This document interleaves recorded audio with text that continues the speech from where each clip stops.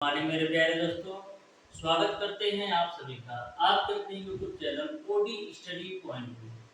तो प्यारे दोस्तों, आज की क्लास में हम लोग सॉल्व करेंगे केमिस्ट्री के चैप्टर नंबर 3 के क्वेश्चंस को। जितने भी क्वेश्चन दिए गए हैं आपके बुक में, उन क्वेश्चनों के साथ साथ मैं उन क्वेश्चंस को भी डिस्कस करने वाला हूं जो आपके पॉलिटेक्निक अथवा आईईआरटी एंट्रेंस एग्जाम में पूछे गए हैं या पूछे जाने की संभावना है।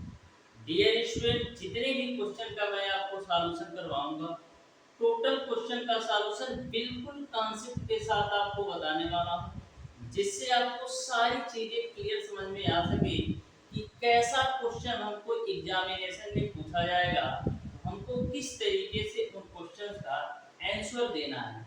बिल्कुल बेहतरीन क्लास होने वाली है। बिल्कुल शानदार तरीके से सारे क्वेश्चन के कॉन्सेप्ट मैं आपको बताने वाला हूं, जिससे आपको सारे क्वेश्चन के कॉन्सेप्ट अच्छी तरीके से समझ में आ सके। डियर स्टूडेंट, हमारी आपसे रिक्वेस्ट है, जो भी स्टूडेंट अभी तक हमारे चैनल ओडी स्टडी पॉइंट को सब्सक्राइब नहीं कर रखे, सब्सक्राइब जरूर कर लेना, क्योंकि इस चैनल के माध्यम से आपको पॉलिटेक्निक अथवा आईईआरटी एंट्रेंस एग्जाम की बिल्कुल फ्री ऑफ कॉस्ट यूट्यूब पर कंप्लीट तैयारी करवाई जाएगी। तो डियर स्टूडेंट, हम लोग स्टार्ट करते हैं आज की क्लास को। बहुत ही बेहतरीन तरीके से ध्यान से सारे क्वेश्चन के कॉन्सेप्ट को आप समझिएगा। तो क्वेश्चन नंबर 1 आपका इस प्रकार से पूछा गया है कि स्थिर अनुपात के नियम का प्रतिपादन किया। तो मैंने आपको पहली ही क्लास में बताया था, जब मैं आपको बताया था कि आपका रासायनिक संयोग के नियम से डायरेक्ट क्वेश्चन आपके एग्जामिनेशन में पूछे जाते हैं। तो स्थिर अनुपात के नियम का प्रतिपादन किसने किया था? स्थिर अनुपात के नियम का प्रतिपादन डियर स्टूडेंट प्राउस्ट ने किया।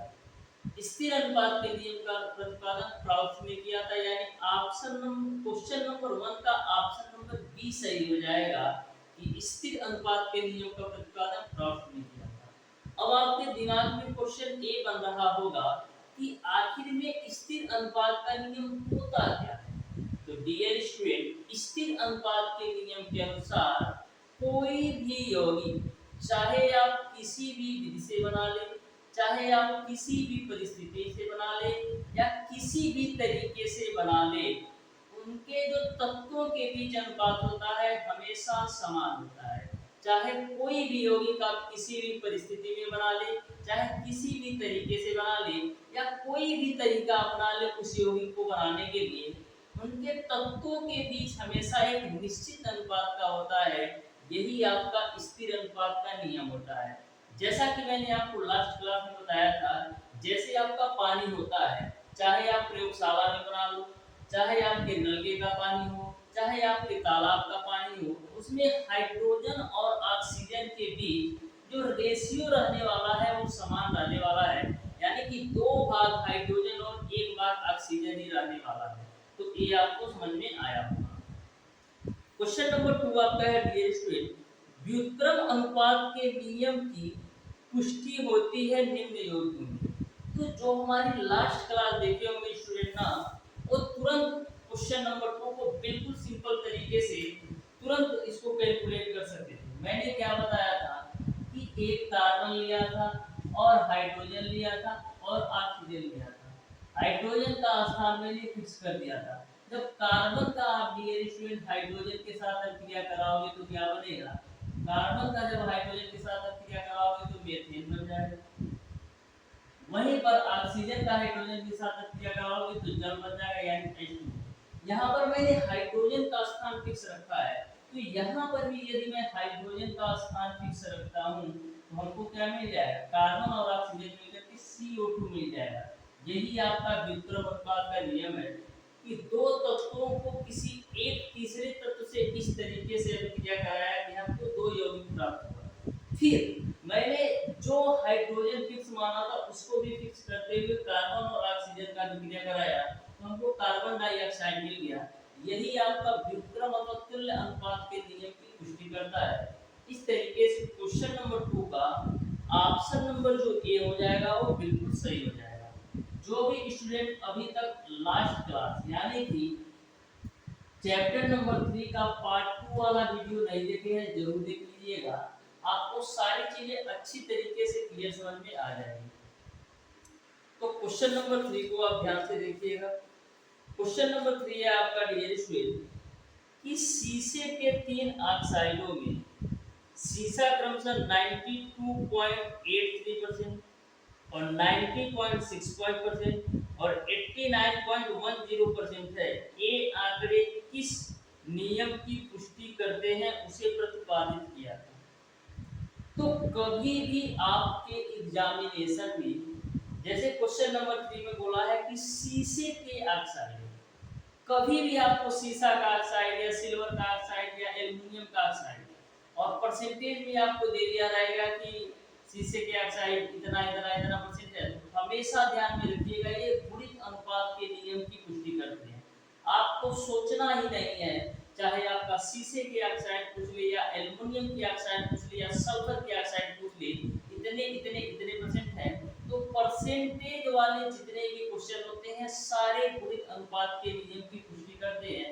यानी क्वेश्चन नंबर 3 का डियर स्टूडेंट गुणित अनुपात का नियम किसने प्रतिपादन किया था? जॉन डाल्टन ने किया था।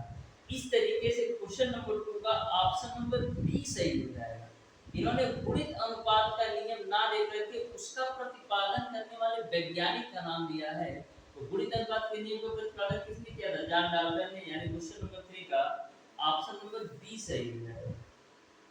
क्वेश्चन नंबर 4 आपका है डियर स्टूडेंट कि 0.635 ग्राम कैल्शियम के टुकड़े में उपस्थित परमाणुओं की संख्या बताना है।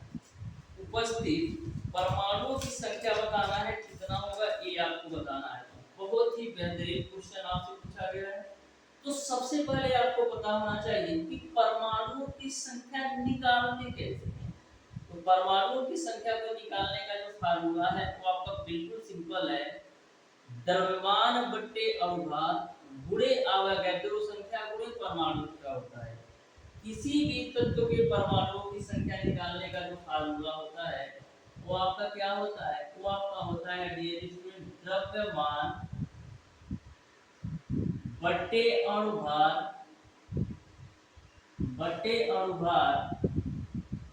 गुणे आपका होता है अवोगाद्रो संख्या गुणे आपका होता है परमाणुता। किसी भी तत्व के आपको परमाणुओं की संख्या निकालने का यही फार्मूला होता है, द्रव्यमान बटे अणुभार गुणे अवोगाद्रो संख्या गुणे परमाणुता। तो यहाँ पर जो द्रव्यमान दे रखा है डियर स्टूडेंट वो आपको दे रखा है 0.635 और हम बात करें कैल्शियम का अनुभार कितना होता है। तो कैल्शियम का अनुभार डियर स्टूडेंट होता है 63.5 गुणे अवोगाद्रो संख्या का मान आपको पता है 6.023 गुणे 10⁻23 और परमाणुता कितना है 1।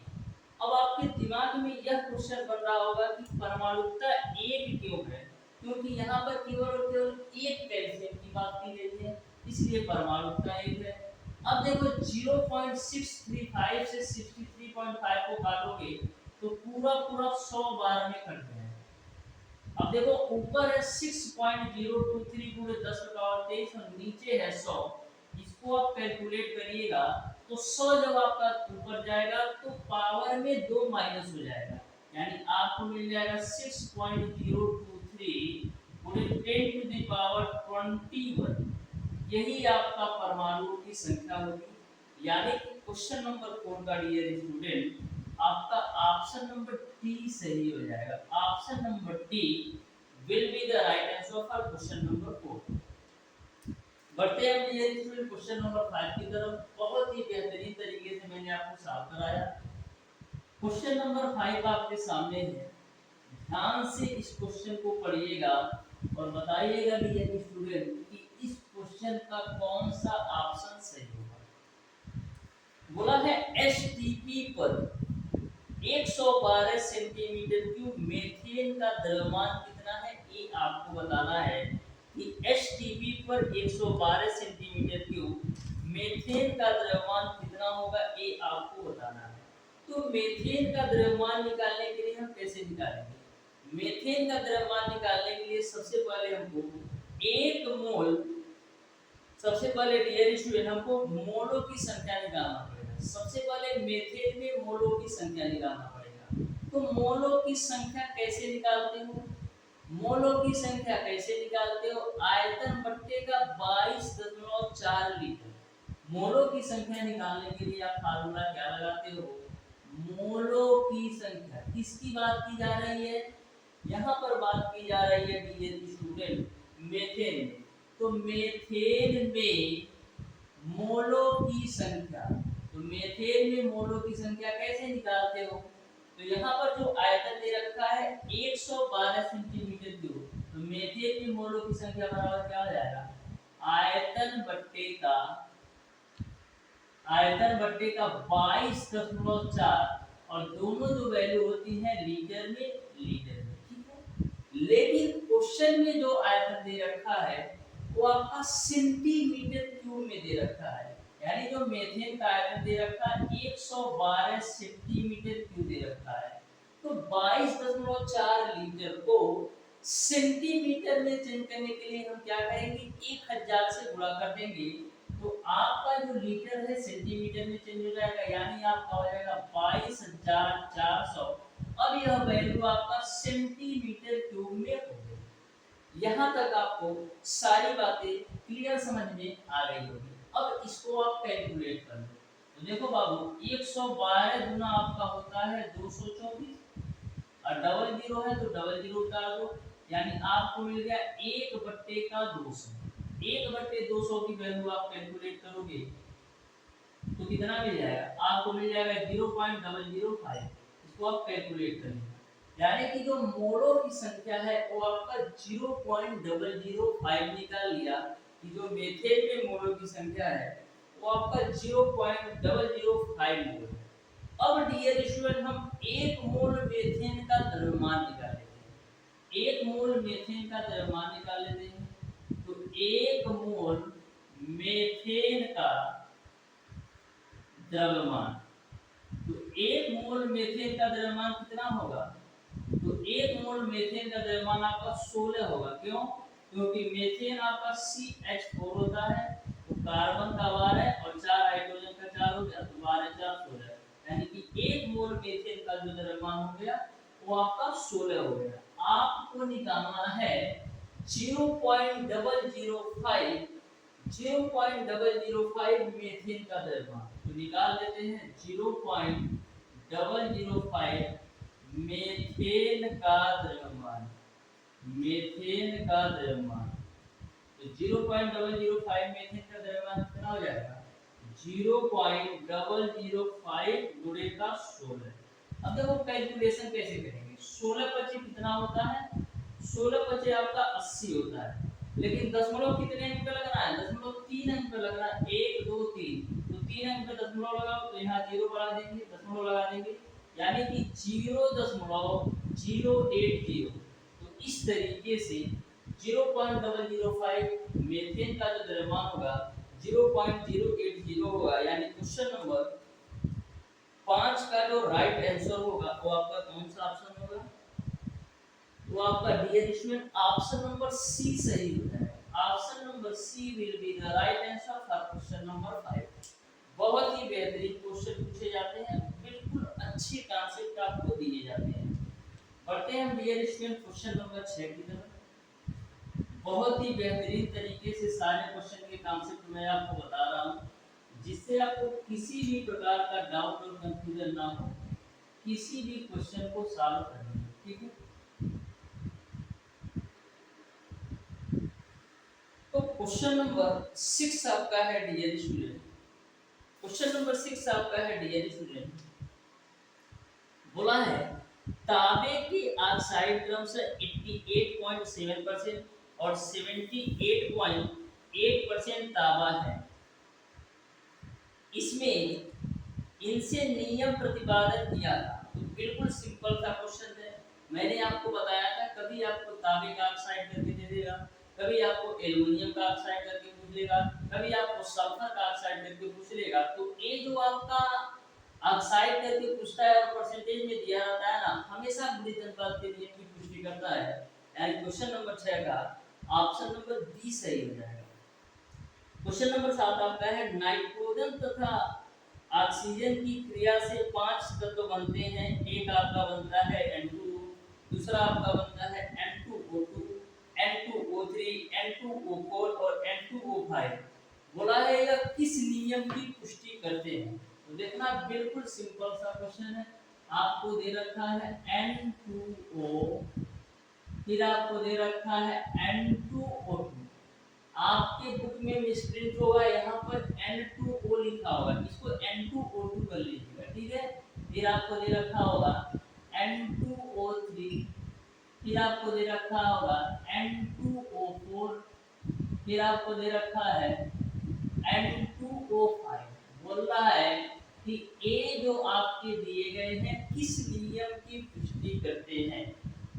नाइट्रोजन के जो ए ऑक्साइड है किस नियम की पुष्टि करते हैं? तो गुणित अनुपात का नियम क्या कहता है?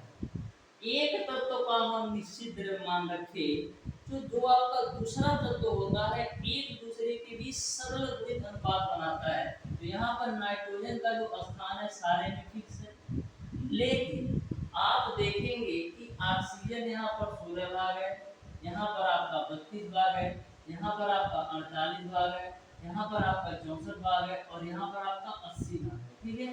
यानी कि एक सरल गुणित अनुपात में आपका ऑक्सीजन जुड़ा हुआ है। इस तरीके से आपका गुणित अनुपात के नियम का पुष्टि करता है ये नाइट्रोजन की ऑक्साइड।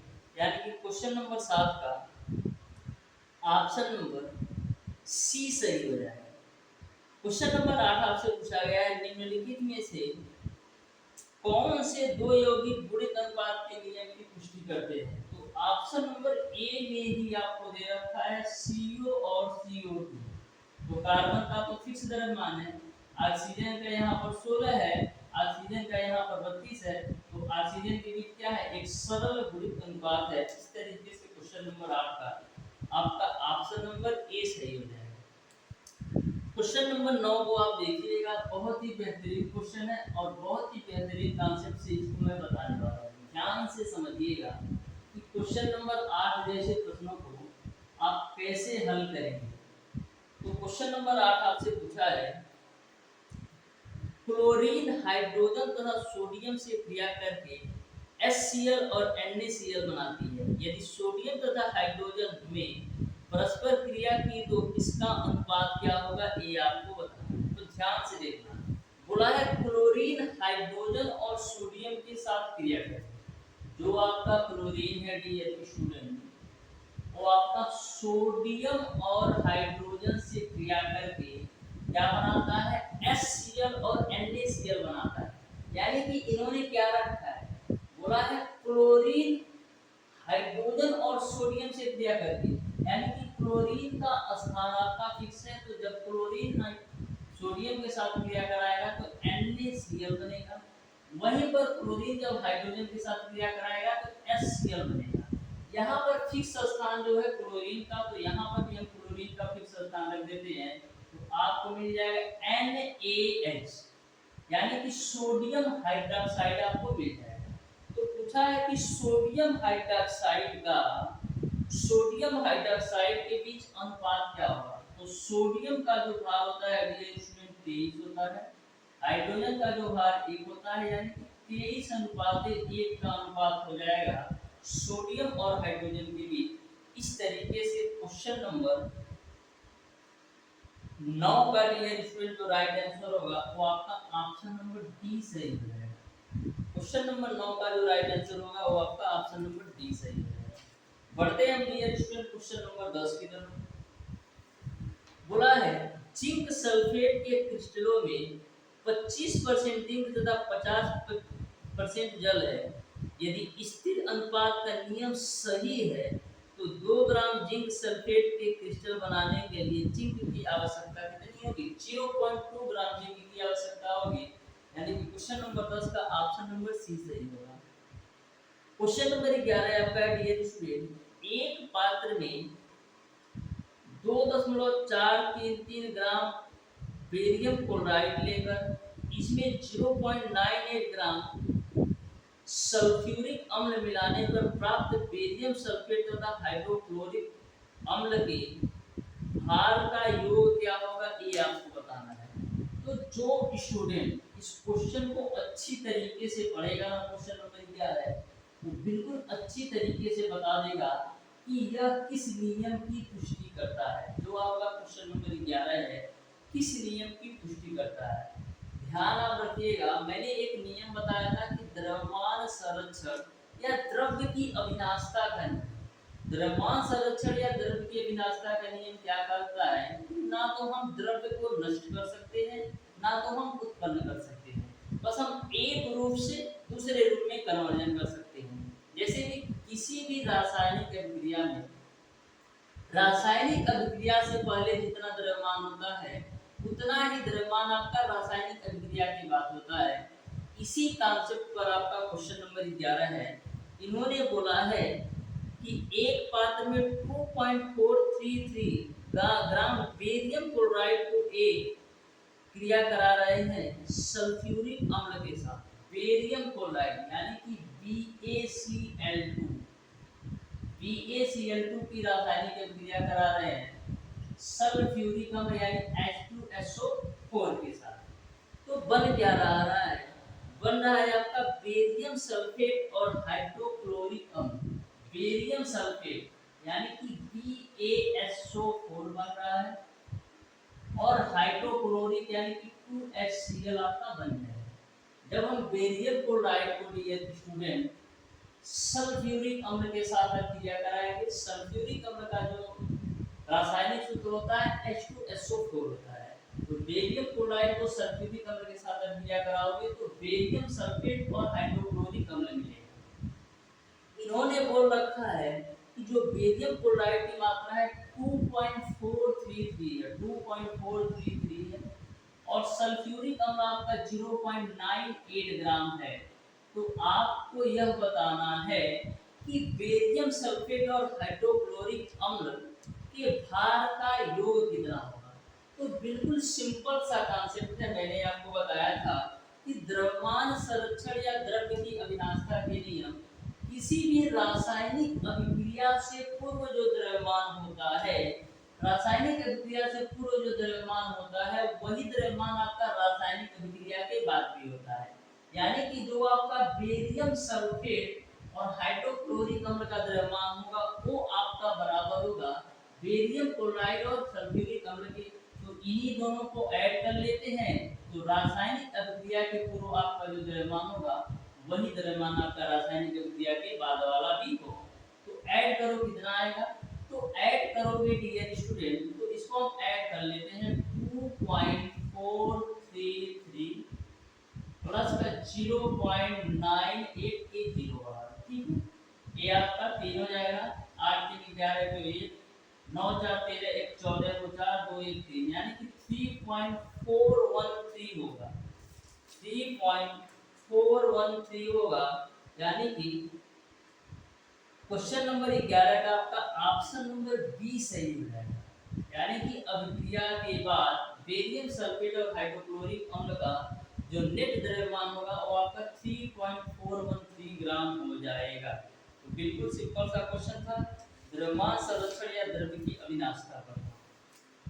बढ़ते हैं हम डियर स्टूडेंट नेक्स्ट क्वेश्चन पर, जो कि आपका है क्वेश्चन नंबर 12। बोला है लेड के 3 ऑक्साइडों में लेड की प्रतिशतता। तो कभी भी यदि आपको लेड का ऑक्साइड, तांबे का ऑक्साइड, सिल्वर का ऑक्साइड, सल्फर का ऑक्साइड पूछ ले तो हमेशा बुरी तरह तुरंत टिक कर दो, आंख मूंद करके टिक कर देना, 100% सही होगा।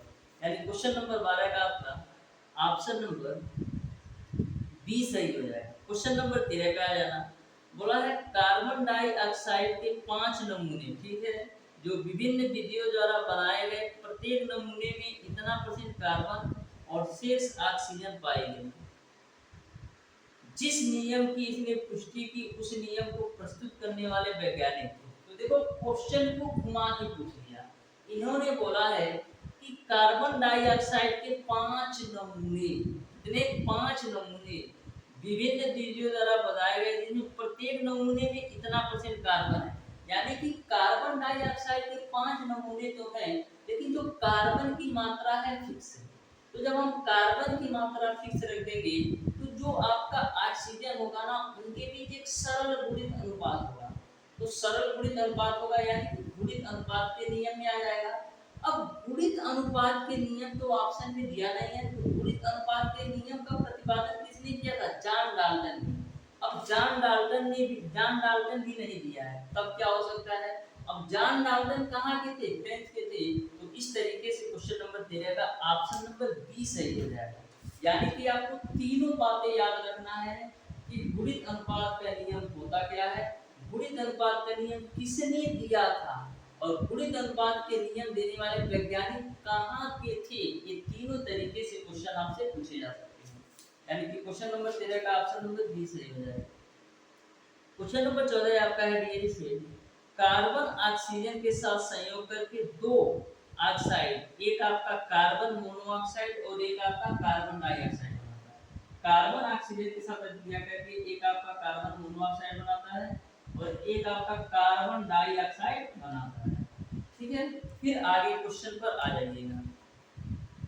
इन यौगिकों में ऑक्सीजन की मात्रा का अनुपात 1:2 है, जो कार्बन के एक निश्चित मात्रा में संयोग करके निम्न में से कौन सी नियम की पुष्टि करते हैं?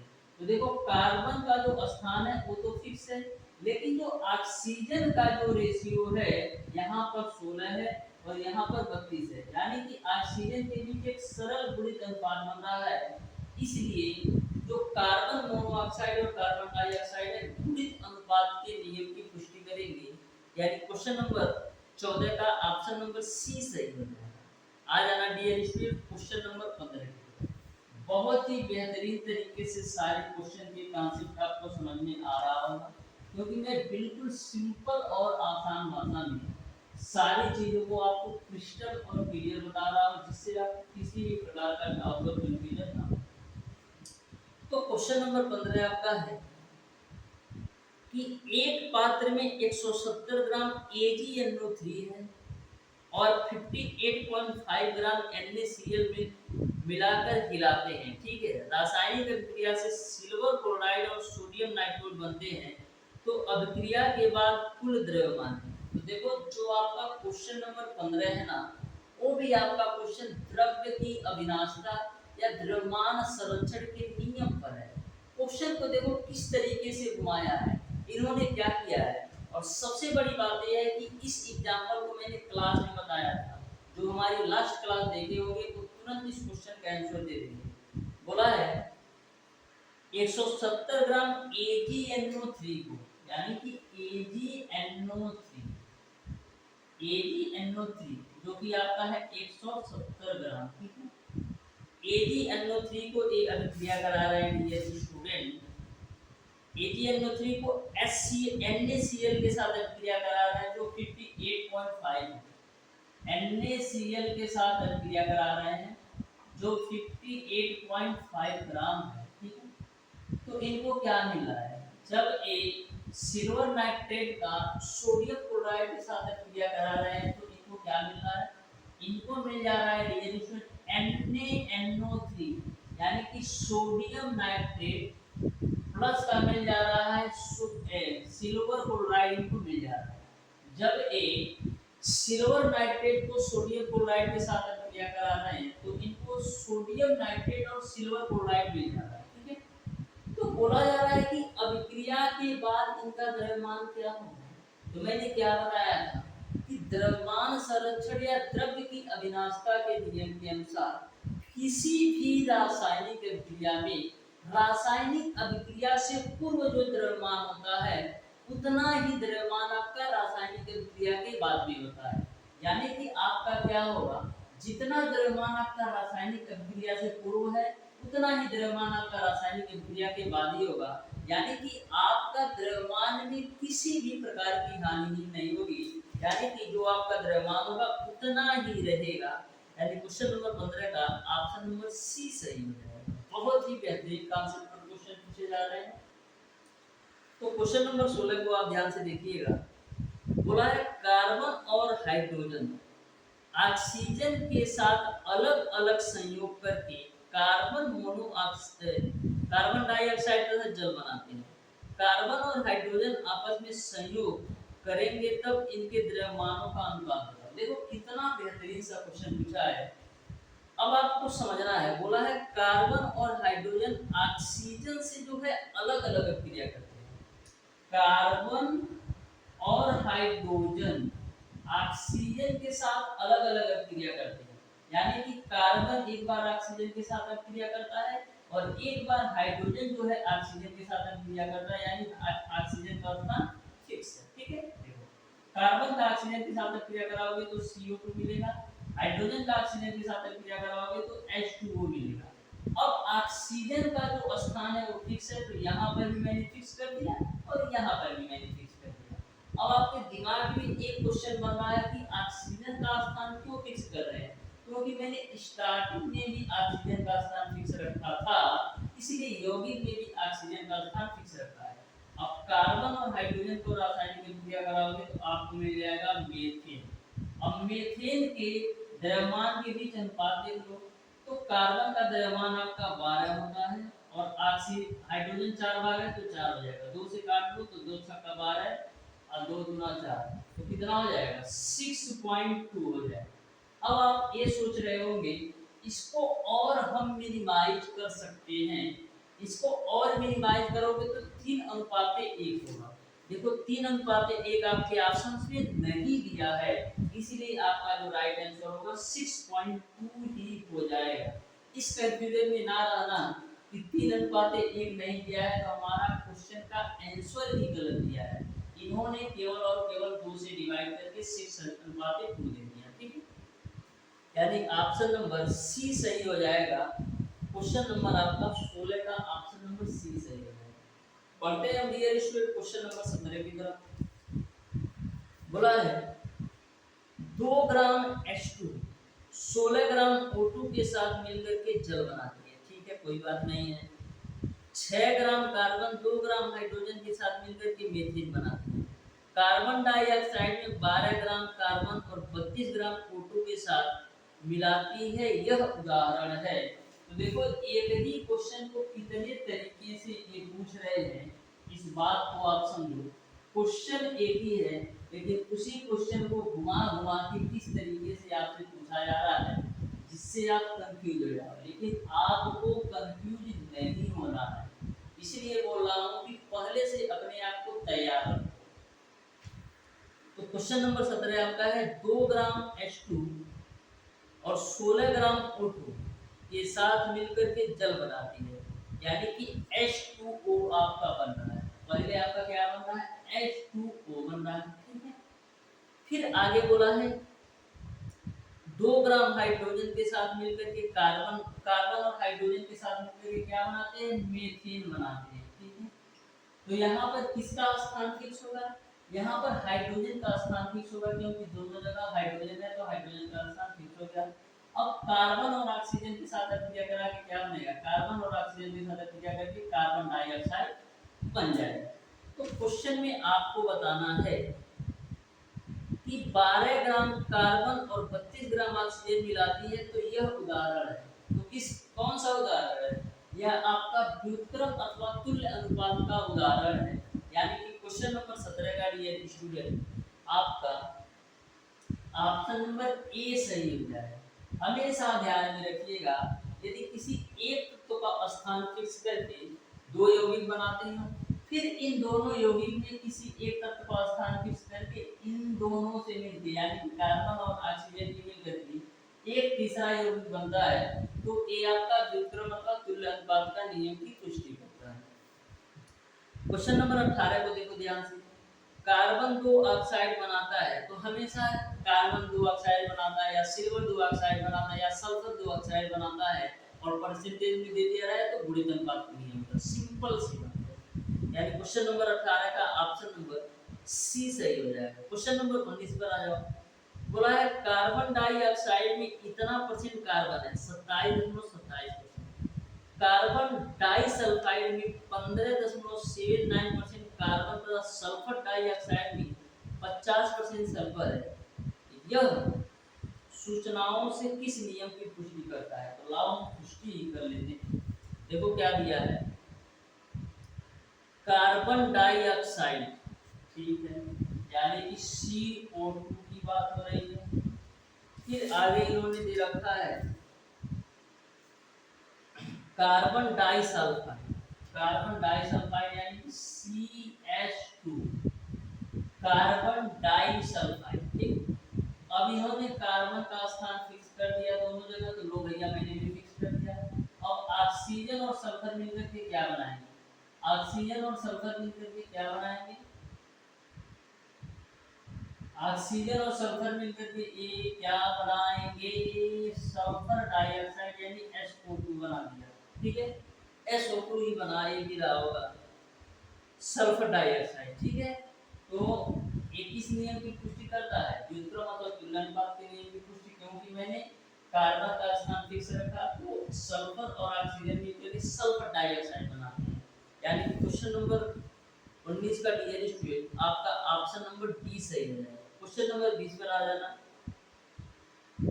परमाणुओं की संख्या सर्वाधिक कहां पर है ये आपको बताना है। सर्वाधिक परमाणुओं की संख्या किसमें है ये आपको बताना है। तो बहुत ही बेहतरीन तरीके से इस क्वेश्चन को मैं आपको समझाता हूँ, आप ध्यान से समझना क्वेश्चन नंबर 20 को, बहुत ही बेहतरीन तरीके से समझ में आएगा। तो देखो क्वेश्चन नंबर 20 में आपको बताना है कि परमाणुओं की संख्या कितनी होगी। तो सबसे पहले हम बात करते हैं डियर स्टूडेंट, 1 ग्राम ऑक्सीजन में परमाणुओं की संख्या कितनी है। 1 ग्राम ऑक्सीजन में परमाणुओं की संख्या कितनी होगी, 1 ग्राम ऑक्सीजन में परमाणुओं की संख्या, क्या, परमाणुओं की संख्या। तो परमाणुओं की संख्या कैसे निकालते हो, परमाणुओं की संख्या निकालने के लिए आप फार्मूला लगाते हो द्रव्यमान बट्टे अनुभार गुणे अवोगाद्रो संख्या गुणे परमाणु का। तो द्रव्यमान, एक बार फार्मूला केवल लिख रहा हूँ, लिख लो, द्रव्यमान बट्टे का अनुभार गुणे अवोगाद्रो संख्या गुणे आपका होता है परमाणुता, परमाणुता, ये आपका फार्मूला होता है परमाणुओं की संख्या निकालने का। तो सबसे पहले हम 1 ग्राम ऑक्सीजन में परमाणुओं की संख्या निकालें। तो ऑक्सीजन का द्रव्यमान कितना है 1, अनुभार ऑक्सीजन में कितना होगा 32, अवोगाद्रो संख्या Na ही रखो, परमाणुता आपका कितना होगा, क्योंकि यहाँ पर O2 की बात की गई है, यानी कि 2 भाग ऑक्सीजन है, यानी कि परमाणु की संख्या 2 हो जाएगी। तो 2 से काटेंगे 16 बार में कटेगा, यानी Na बट्टे का आपको 16 मिल जाएगा ऑक्सीजन में परमाणुओं की संख्या। अब दूसरा ऑप्शन चेक करते हैं, दूसरा ऑप्शन से हम चेक करते हैं निकिल में परमाणुओं की संख्या। 1 ग्राम निकिल में परमाणुओं की संख्या, तो 1 ग्राम निकिल में परमाणुओं की संख्या कितना होगा, द्रव्यमान बट्टे अनुभार। तो निकिल का द्रव्यमान कितना है 1 और निकिल का अनुभार कितना होगा 38, और अवोगाद्रो संख्या Na तो रहेगा ही, परमाणुता कितना होगा 1, क्योंकि यहाँ पर 1 ग्राम निकिल की बात की गई है। तो यहाँ पर आपका कितना हो जाएगा Na/38, Na/38। तो आपको किसमें परमाणुओं की संख्या सर्वाधिक है ये आपको बताना है। तो यानी कि हमको चारों ऑप्शन कहीं ना कहीं चेक करना पड़ेगा, चारों ऑप्शन कहीं ना कहीं चेक करना पड़ेगा। तो 2 ऑप्शन मैंने चेक कर लिया। तीसरे में आपको दे रखा है बोरान, यानी कि 1 ग्राम बोरान में, 1 ग्राम बोरान में परमाणुओं की संख्या। तो 1 ग्राम बोरान में परमाणुओं की संख्या कैसे निकालें, द्रव्यमान बट्टे का अनुभार। तो द्रव्यमान तो 1 ग्राम, अनुभार बोरान का 11 थोड़े परमाणु का Na आ जाएगा, सॉरी अवोगाद्रो संख्या Na आ जाएगा, आप परमाणु का कितना होगा 1, क्योंकि 1 ग्राम बोरान की बात की गई है, यानी केवल केवल 1 बोरान की बात की गई है। तो यहाँ से आपको मिल जाएगा Na बट्टे का 11। अब हमारा जो चौथे ऑप्शन में दिया है वो आपको दे रखा है N2, यानी कि नाइट्रोजन N2 दिया गया है। तो 1 ग्राम N2 में परमाणुओं की संख्या, तो 1 ग्राम N2 में परमाणु की संख्या क्या होगा, द्रव्यमान, द्रव्यमान 1 है बटे N2 का जो अनुभार होगा वो आपका 28 होगा, गुणे परमाणु का आपका Na हो जाएगा, सॉरी अवगाद्रो संख्या Na हो जाएगा, परमाणु का कितना होगा 2, क्योंकि यहाँ पर N2 की बात की गई है, यानी कि 2 बार नाइट्रोजन की बात की गई है, तो यहाँ पर आप कैंसिल आउट करोगे तो 14 बार में कटेगा, यानी कि आपको मिल जाएगा Na अपान का 14। अब चारों ऑप्शंस आपके सामने हैं, Na बट्टे का 16, Na बट्टे का 38, Na बट्टे का 11, Na बट्टे का 14, तो कौन सी वैल्यू सबसे ज्यादा आएगी, खुद सोच के बताओ, कौन सी वैल्यू सबसे ज्यादा आएगी? वो वैल्यू सबसे ज्यादा आएगी जिसके हर का मान सबसे कम होगा, वो वैल्यू ज्यादा आएगी जिसके हर का मान सबसे कम होगा। ये कैसे? क्योंकि Na का मान तो फिक्स है 6.023 23, तो यहाँ पर हर को देखा जाएगा कि जिसके हर का मान सबसे कम होगा उसमें परमाणु की संख्या सर्वाधिक निकलेगी। तो यहाँ पर आप देख रहे हो कि बोरान के हर का मान सबसे कम है, इस तरीके से दिया जिसमें बोरान में परमाणुओं की संख्या सबसे कम होगी, यानी कि क्वेश्चन नंबर 20 का ऑप्शन नंबर सी सही हो जाएगा। बहुत ही बेहतरीन तरीके से मैंने इस क्वेश्चन को सॉल्व करने के बताया है। फिर भी डियर स्टूडेंट, किसी भी क्वेश्चन में यदि आपको ऐसा लगता है कि हमको डाउट है, कंफ्यूजन है, तो आप हमें कमेंट बॉक्स में कमेंट करके जरूर बता देना डियर स्टूडेंट, मैं आपके कंफ्यूजन को जरूर दूर कर दूंगा। तो डियर स्टूडेंट, आज की क्लास को यहीं तक रखते हैं। आज की क्लास आपको कैसी लगी कमेंट बॉक्स में कमेंट करके जरूर बताइएगा। मिलते हैं नेक्स्ट क्लास में।